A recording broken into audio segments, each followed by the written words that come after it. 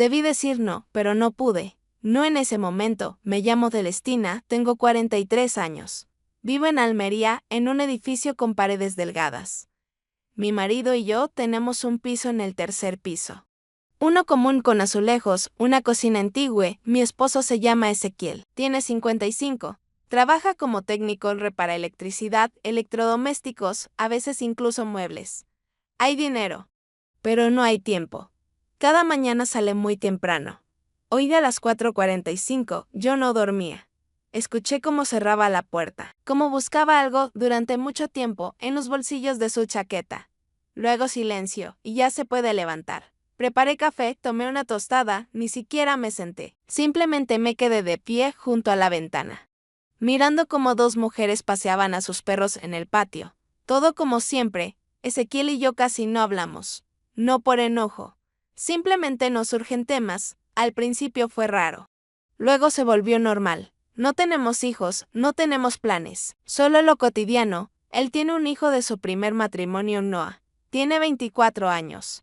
No somos cercanos, pero tampoco extraños. Siempre me llama por mi nombre. Y con eso basta. Antes vivía con nosotros cuando estudiaba. Luego alquiló un lugar más cerca del centro. Ahora tiene su propio gabinete de masajes, una pequeña sala en un bloque de oficinas. Atiende a personas con dolores de espalda, cuello, vienen tanto deportistas como jubilados. Trabaja solo, sin asistentes. No es de los que pasan horas frente al teléfono o la computadora. Lo vi por última vez hace algunos meses.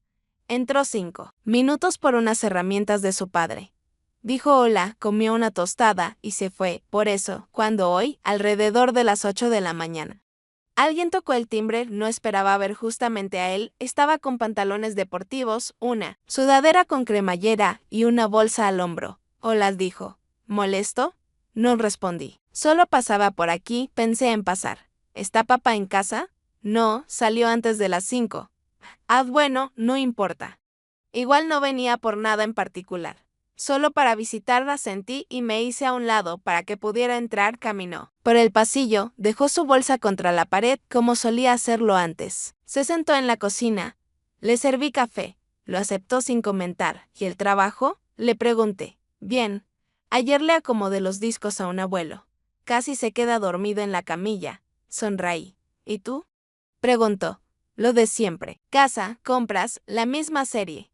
Estable, dijo él. Nos sentamos a tomar café. No tenía prisa. Y yo, por alguna razón, tampoco quería que se fuera enseguida. No tenía prisa. Estaba sentado frente a mí, con los codos apoyados sobre la mesa, sosteniendo la taza en las manos, aunque apenas bebía. Veía cómo su mirada recorría la cocina, como si evaluara que seguía igual y que había cambiado. Pero en realidad, nada había cambiado.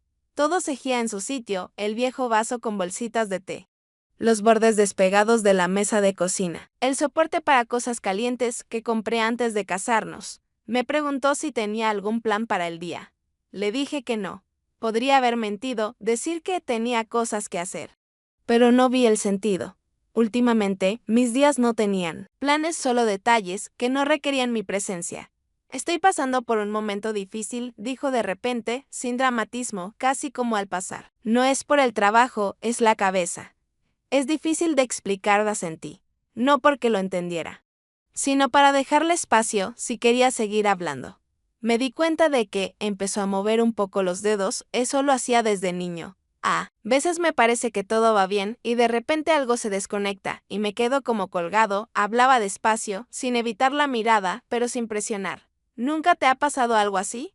Lo pensé. Luego le dije que sí, que algo parecido me pasaba seguido, como si el día transcurriera, pero no se aferrara a ti. Estás, pero no participas. Y todos te ven, pero nadie te recuerda. Sonrió brevemente, como si hubiera escuchado justo lo que necesitaba oír. Luego sacó de su bolsillo un llavero y empezó a girarlo entre los dedos.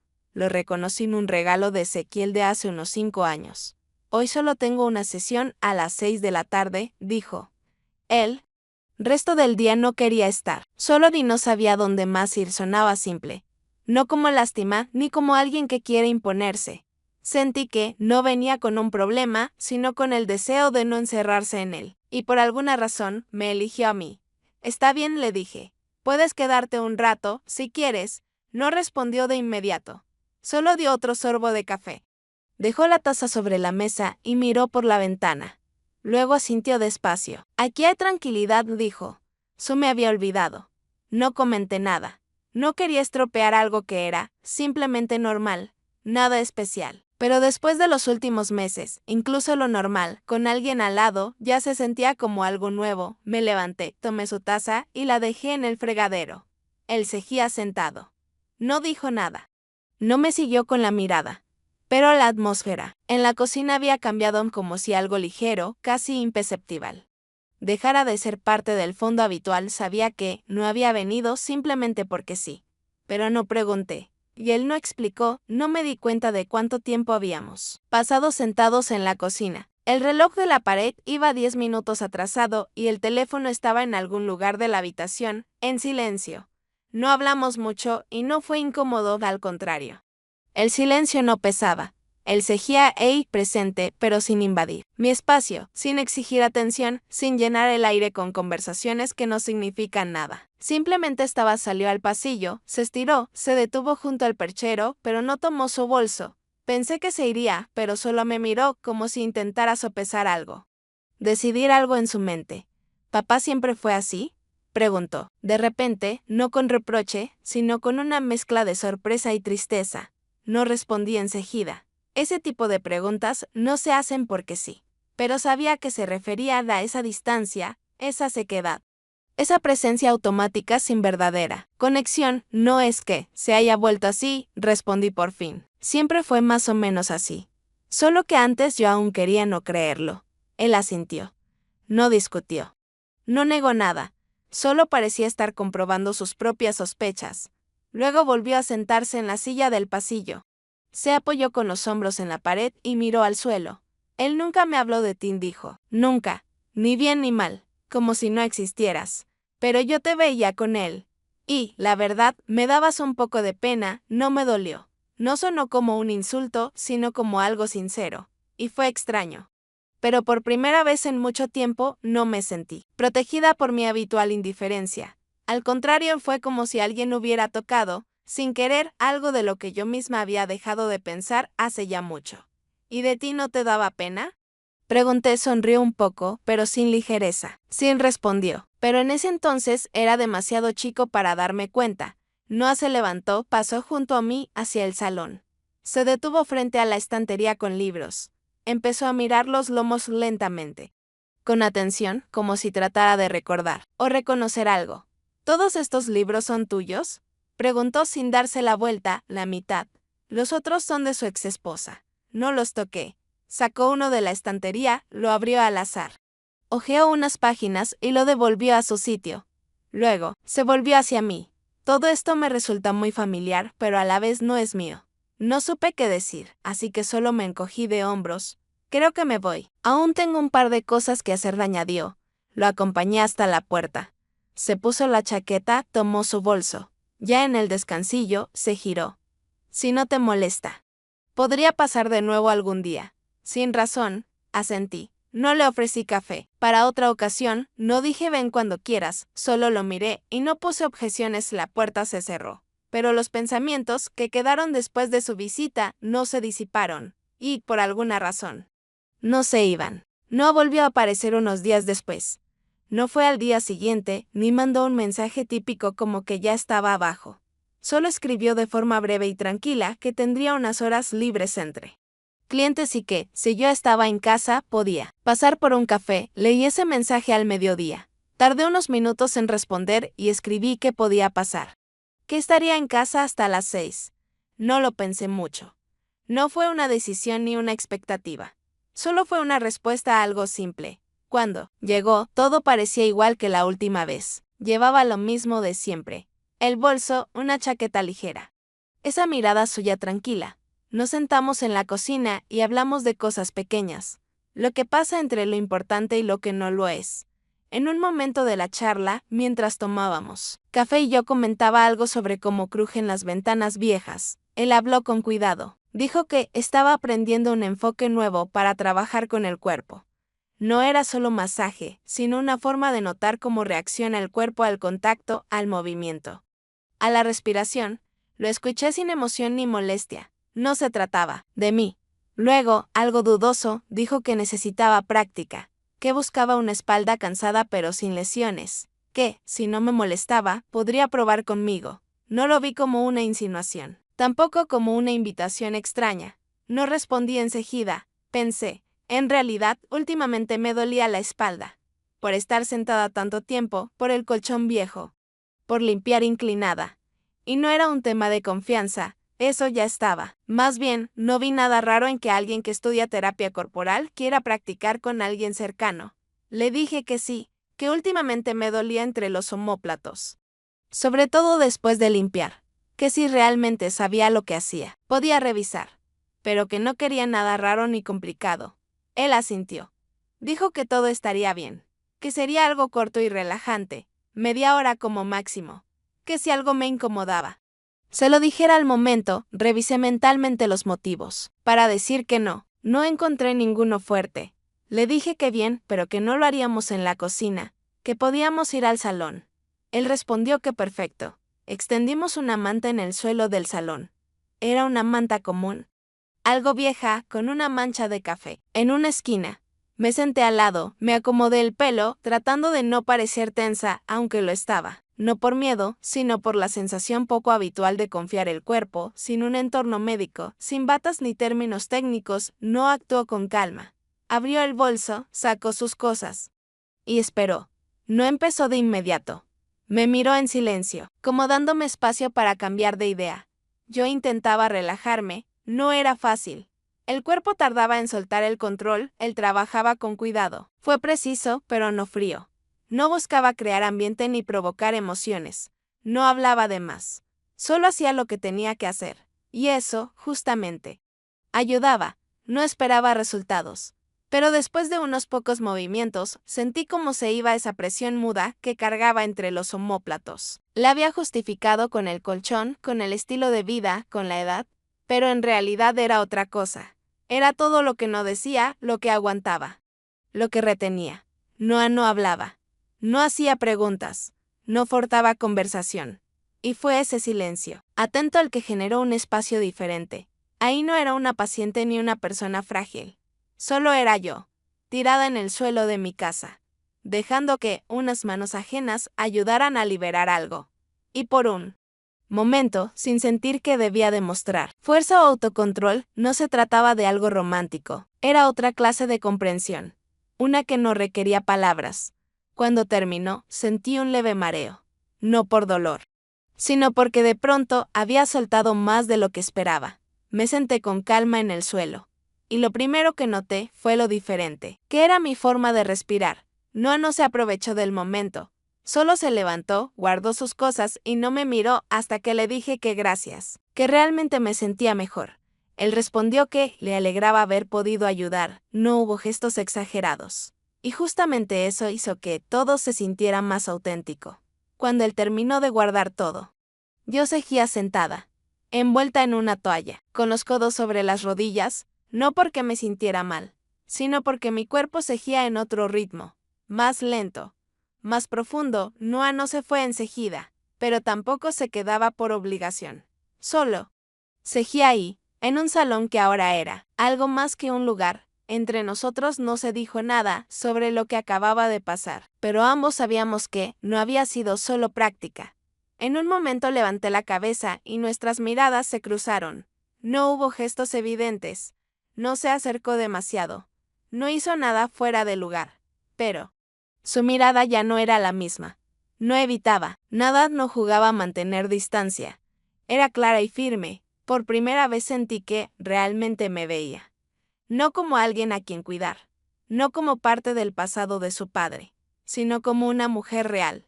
Y esa tensión no era incómoda, no era intensa, solo honesta. Quise decir algo simple, algo como que no esperaba que fuera tan efectivo, pero lo que salió fue otra cosa. Algo que no decidí.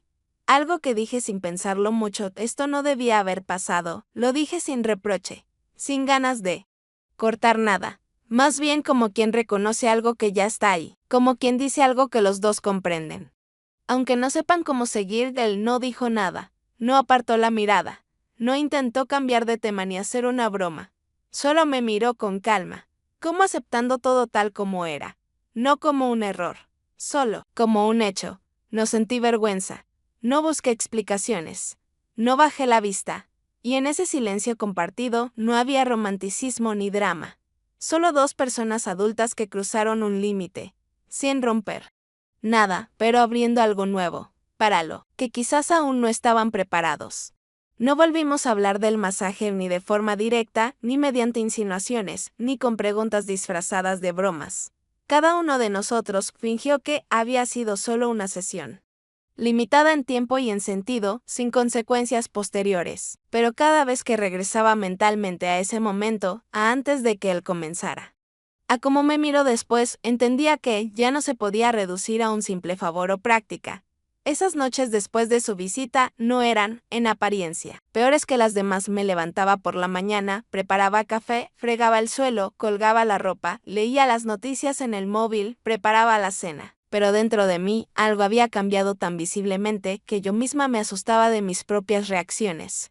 Empezaron a molestarme cosas que antes eran solo fondo, por ejemplo. Como Ezequiel entraba a la cocina, después del trabajo, abría la nevera en silencio, sacaba una cerveza y encendía la tele, sin siquiera mirar si yo decía algo o no. Nunca hablamos mucho, pero ahora ese silencio sonaba distinto, como una rendición definitiva, donde ya ni siquiera había intento de imitar cercanía. Cuando me sentaba a su lado en la mesa, me respondía con frases cortas, sin cruzar miradas, como si fuéramos no una pareja, sino vecinos que viven en un piso heredado. Una noche me preguntó si había visto su viejo cargador y le respondí, con una notoria aspereza, sin saber ni yo misma de dónde venía esa irritación.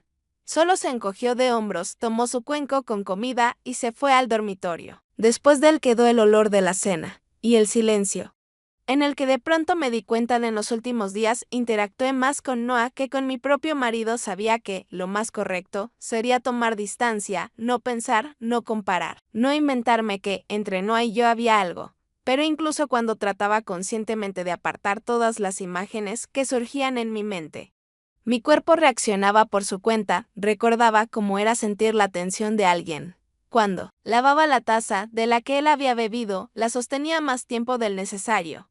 Cuando doblaba la manta en la que me envolví después de la sesión, me sorprendía recordando, no palabras, no su rostro, sino precisamente como él estaba en ese espacio. No como un extraño, ni como alguien cercano, simplemente vivo y atento. Empecé a evitar los espejos, aunque no del todo conscientemente, como si temiera ver en mí algo nuevo, no, al contrario, algo verdadero, que hacía tiempo no reconocía. No me confesaba que esperaba alguna señal suya, pero cuando sonaba una notificación en el teléfono de quien fuera, lo primero que hacía era mirar. Si era él, intentaba no recordarlo, no porque no quisiera, sino porque cada recuerdo abría algo que ya no encajaba en los límites habituales, y cualquier pensamiento sobre él me devolvía no solo al cuerpo, a cómo había respondido entonces, sino también a mí misma, a esa versión mía que había escondido hace tiempo bajo capas de calma, silencio y costumbre. Pasaron varios días, tal vez 5, tal vez 7, no los contaba, porque cada día se parecía al anterior, y solo por la noche, cuando todo se aquietaba, sentía claramente que algo dentro de mí se estaba transformando, como si una tensión se fuera acumulando lentamente, sin manifestarse en palabras, pero presente en cada uno de mis gestos. En cómo dejaba la taza sobre la mesa, en cómo doblaba la toalla, en cómo me quedaba más tiempo bajo la ducha de lo necesario. Cuando recibí su mensaje escueto, sin emociones de más, simplemente, puedo estar cerca esta noche. Si no te molesta. Pasos. No lo pensé mucho, no analicé opciones, no. Debatí conmigo misma que era lo correcto. Simplemente escribí, está bien, y dejé el teléfono como si nada especial hubiera ocurrido. Aunque mis dedos quedaron tensos unos minutos más.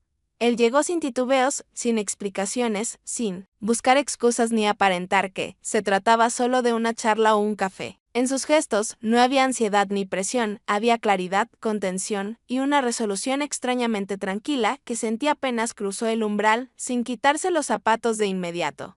Como si necesitara comprobar que eso realmente estaba ocurriendo.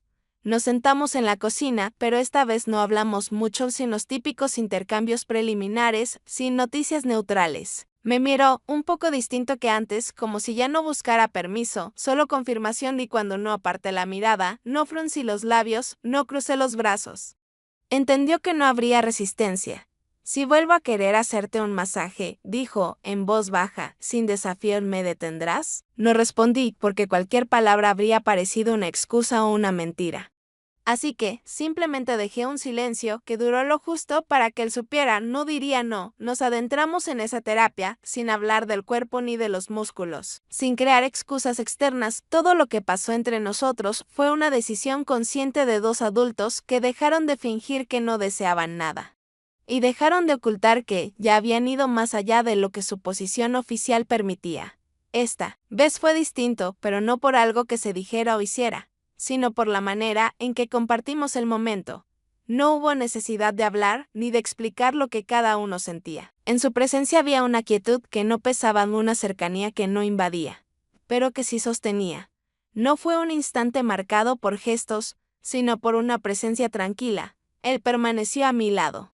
No con palabras, ni con gestos cargados, sino con esa calma que uno reconoce cuando alguien simplemente está, sin pedir nada. Y fue justamente eso, la ausencia de exigencia, lo que me permitió respirar más profundamente. Soltar un poco esa tensión que ya ni notaba.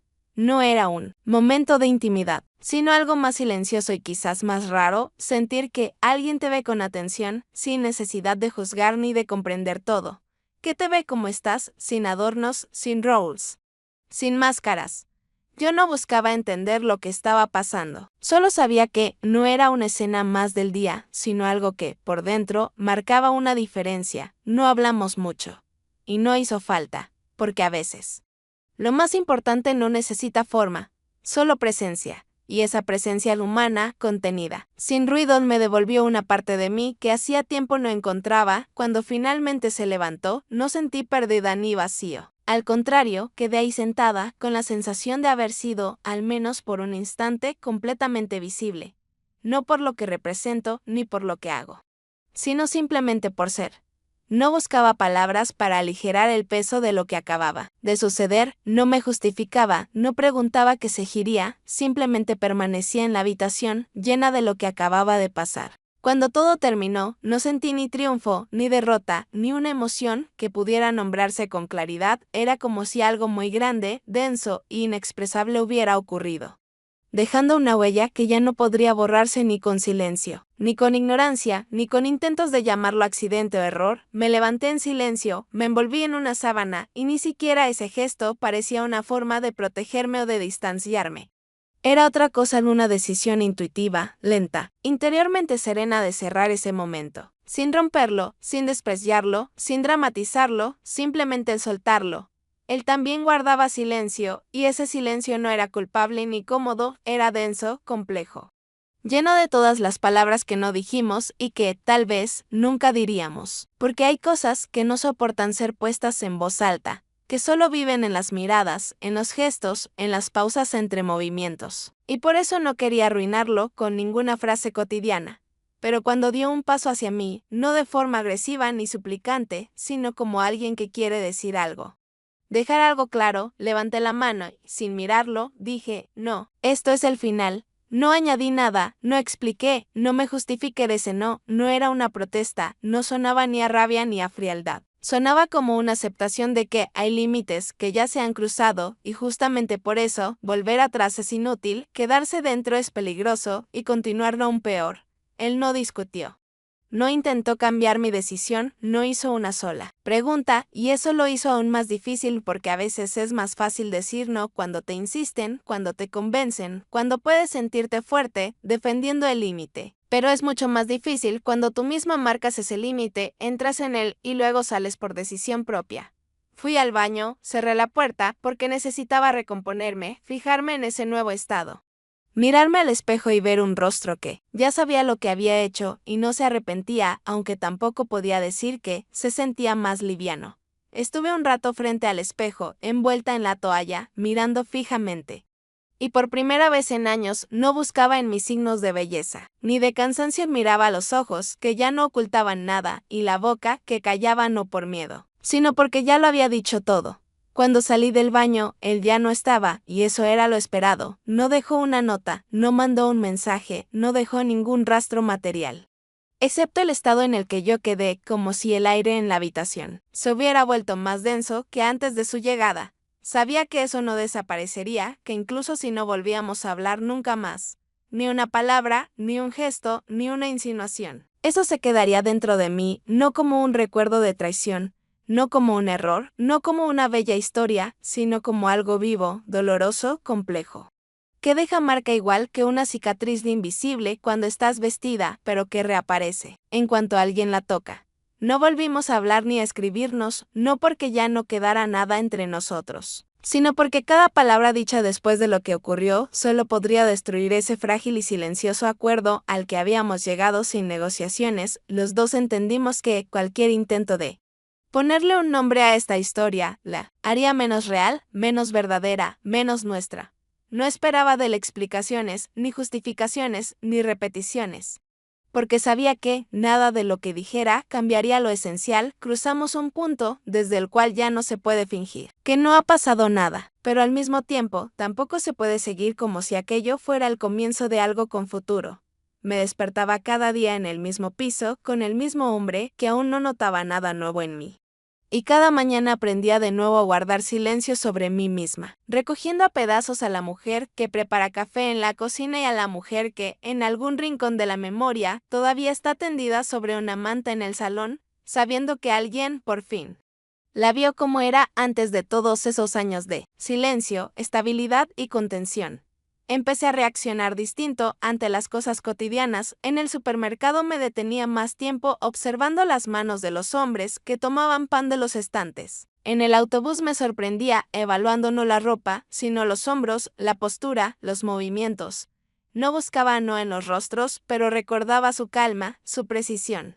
Su presencia silenciosa diera esa memoria, la que no me permitía volver. Hacerla de antes. Ezequiel, al parecer, empezó a percibir algo, pero su forma de reaccionar fue la habitual, no una pregunta directa, no una conversación, sino comentarios breves sobre que yo pensaba demasiado o que me veía cansada, como si todo lo que me pasaba pudiera explicarse por el agotamiento o las hormonas. Y yo no le explicaba nada porque sabía que, si empezaba a hablar, se rompería la última línea que mantenía al menos una apariencia de estabilidad en nuestra rutina. Cada día se volvió una especie de equilibrio que debía manejarse con cuidado extremo, no reaccionar demasiado a lo pequeño, no reírse muy fuerte, no guardar silencio más de lo normal, no dejar cosas en lugares distintos, no cambiar el perfume, no modificar costumbres porque cualquier cambio podía provocar preguntas para las que no tenía respuestas honestas, y una media verdad era peor que el silencio. No apareció, no escribió, no llamó, y yo tampoco busqué contacto con él, aunque por las noches, cuando escuchaba el sonido de los frenos en el patio, a veces me sorprendía aguantando un poco la respiración, no por esperanza, sino por comprobación, por si acaso. Ya no necesitaba saber que fue eso el pecado, error, impulso, necesidad, porque ya lo sabía. Fue un recordatorio de que aún existo, de que aún puedo reaccionar, de que aún soy capaz no solo de ser conveniente para alguien, sino también de sentir que alguien realmente me ve, no a través del matrimonio, ni del rol, ni del estatus, sino como a una persona con emociones que yo misma creía perdidas hace mucho.